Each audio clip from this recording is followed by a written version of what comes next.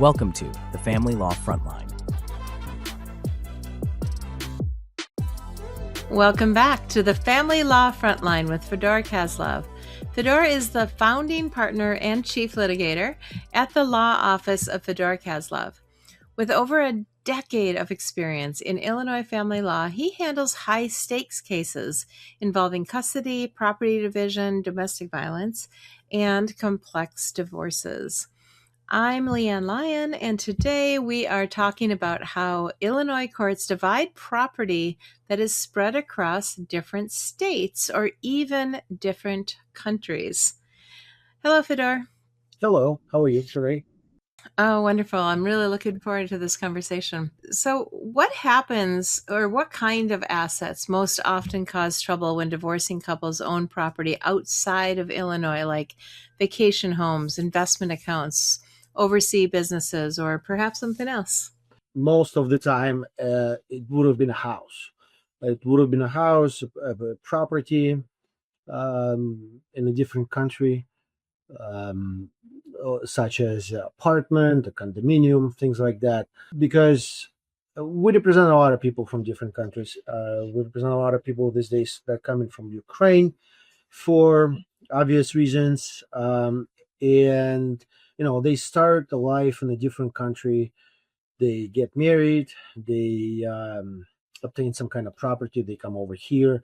They usually don't have time to sell it, or they leave it, they rent it. So it's usually real estate. But also there are some bank accounts. And these days, crypto, bitcoins, things of that nature, very popular.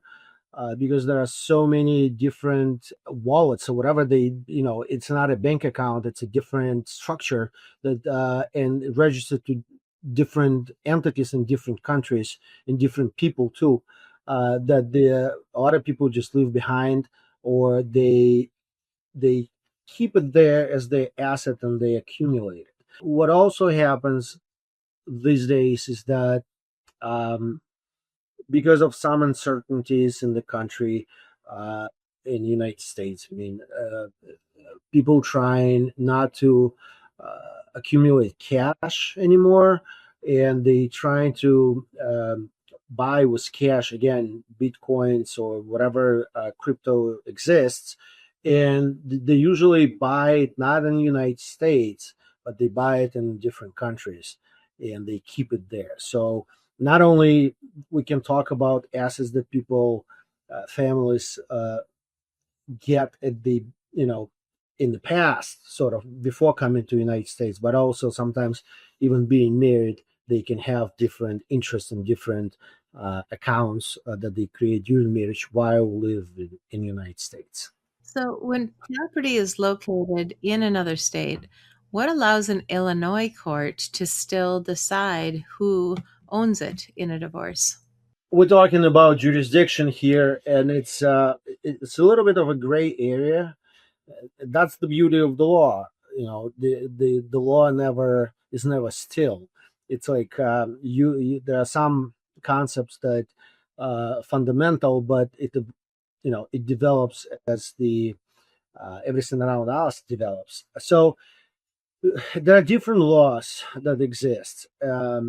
As far still very popular sort of issue about real estate property, usually the jurisdiction is where the real estate exists. So, and I have it all the time, this conflicts of laws. A couple has a property and again, I'll use this example that I have these days in Ukraine, and the property is in both names. People can always make an agreement about anything anywhere they want. So while being divorced in Illinois, to have a jurisdiction of a person, so there are two separate jurisdictions. There's personal jurisdiction and there's a subject matter jurisdiction.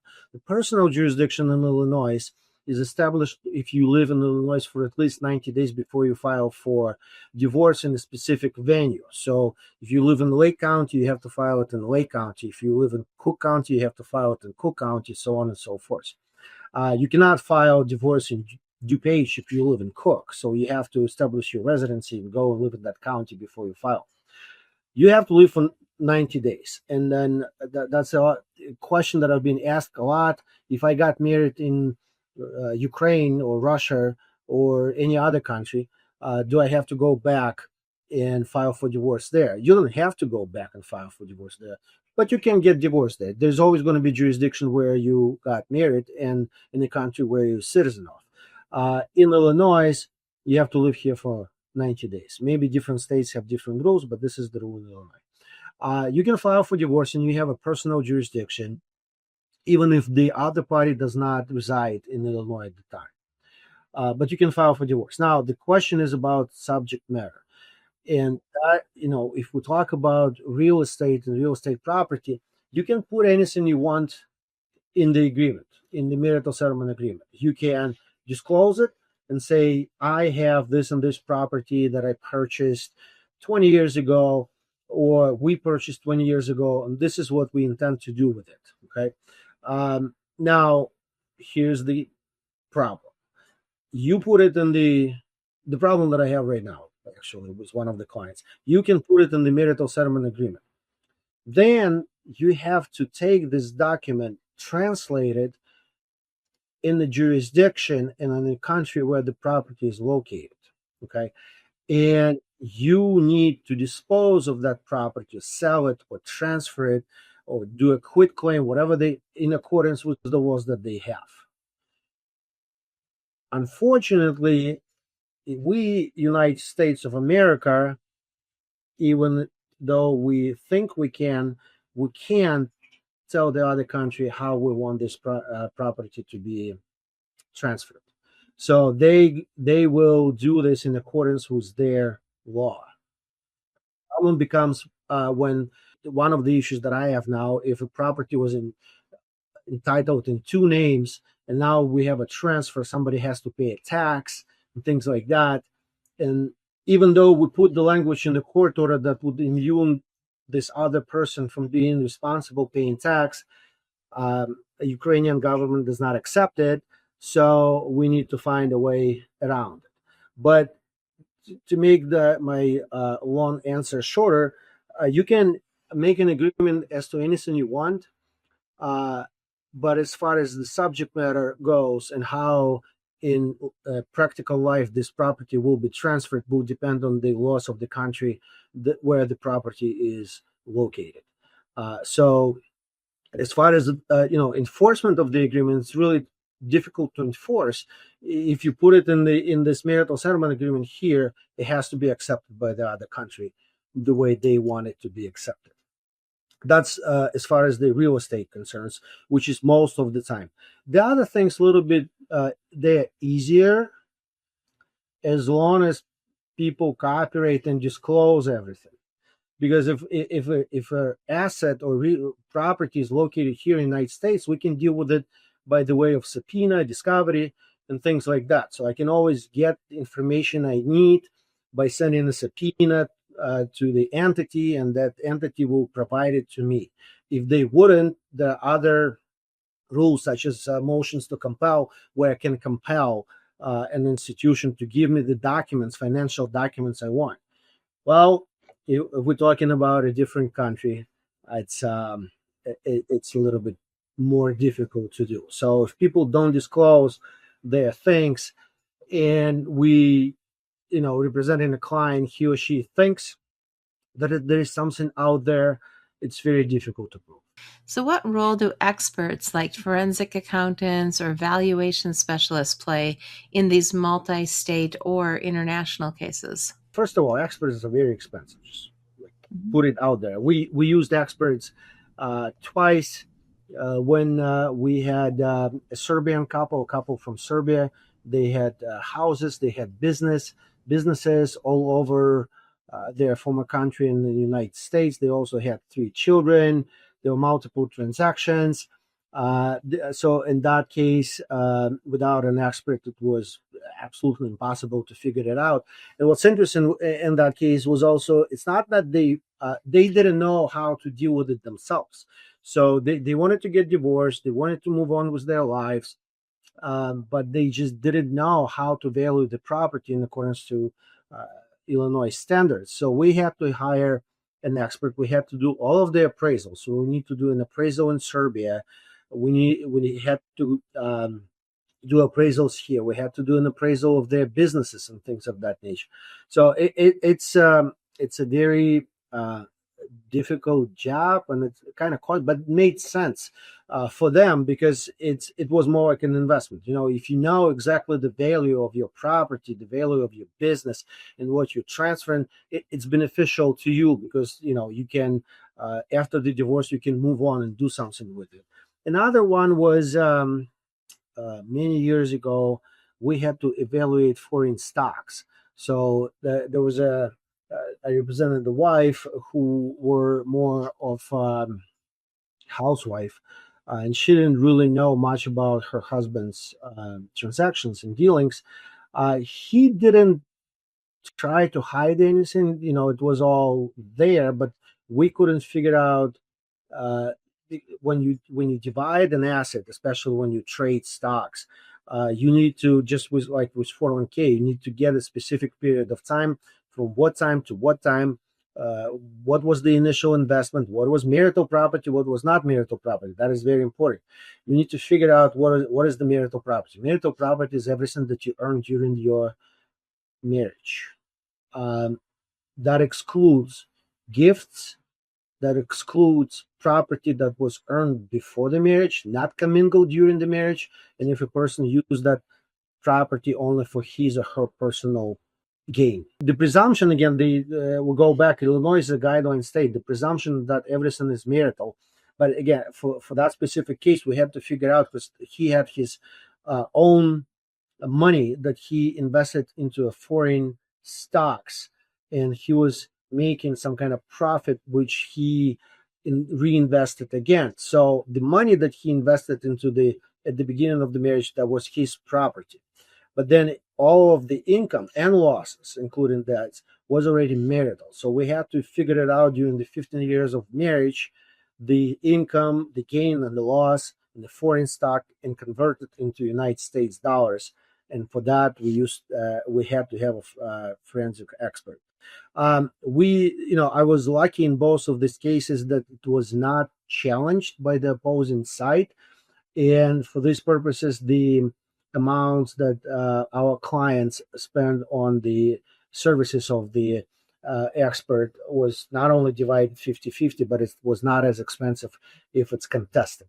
When divorce is contested, it's always more pricey and more expensive in that case.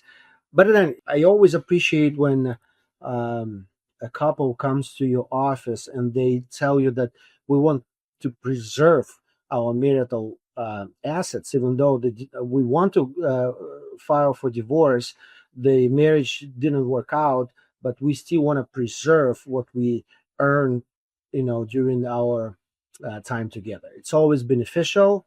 I always welcome it instead of just contesting things. So in those two cases, forensic experts were very, very helpful. What happens if a spouse refuses to cooperate in disclosing out-of-state property? What legal tools can the court use to maybe compel information or enforcement in those situations? One of the most, if not the most, important court document or pleading that we draft is a court order. Mm-hmm. From day one, I was told by a very smart and experienced lawyer to pay attention and always draft my own court orders, because depending on the language that you put in the court order, it kind of shows and navigates your future litigation. Like I said before, there's no United States doesn't in Illinois doesn't really have any jurisdiction in a foreign country. Even here in the United States, if you want to compel a witness or some kind of disclosure, you have to abide by the rules of that specific state or jurisdiction where a witness or evidence is located. So it's all about the rules. For the countries, different countries, we know that Switzerland, for example, has protective laws protecting the assets or bank information or asset information from inquiries from the other countries or other people. And then I go back also to this question about jurisdiction. That two jurisdictions that the court can have. There's a personal jurisdiction over a person, and there is subject matter jurisdiction. Illinois, usually 99% would have a personal jurisdiction in a matter that is in front of Illinois judge. So you can put in the court order that the other side, the other party to the case, a husband or wife or whoever, has to disclose everything that is located in a different country, in a different jurisdiction. This way you can compel this person to come forward and disclose it to you. So if you cannot get information that you need by means of sending subpoena to a particular entity and telling them, well, send me information, you can always compel person and tell him or her, well, you have to disclose it to me. Now, can they lie? Of course they can. May they not disclose? They may. But if you, representing your client, can prove that the other person is trying to avoid court obligations, what you put in this court order compelling this person to disclose to you, you can always file what's called petition for rule to show cause and make that person either disclose this information to you, or that person will be held in contempt of the court. It's a civil contempt of the court, so it's not a criminal contempt of the court. And the court will give you a chance before the court actually can take you, can arrest you, and can put you to jail for non-compliance. The judge will always give you a chance, so-called purge the contempt and provide the information that is requested of you. So if you can't compel or you cannot get the information by means of subpoena from a different jurisdiction, you can always go through the party that, through the opposing side and ask them to provide it, so long as you put this language in the court order, telling them that they have to do it by this and this date.